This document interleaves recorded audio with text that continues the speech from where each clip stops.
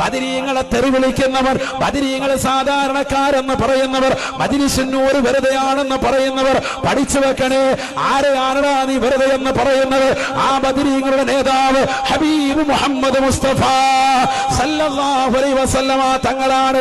പ്രവാചകരും ഉൾപ്പെട്ടവരാണ് ബദരീങ്ങൾ.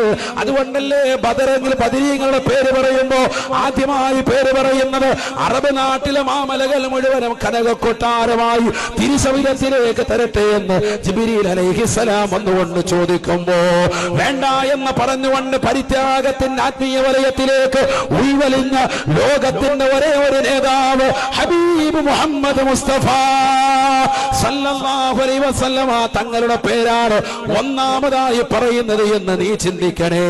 ഏതെങ്കിലും ബിദ്അത്തിന്റെ വക്താക്കൾ ഏതെങ്കിലും കവലയിൽ ഇരുന്നുകൊണ്ട് പ്രസംഗം നടത്തുമ്പോ, ഏതെങ്കിലും വാറോലയിലെ ക്ലിപ്പുകൾ നിനക്കിട്ട് തരുമ്പോ പരിശുദ്ധ പ്രവാചകനെ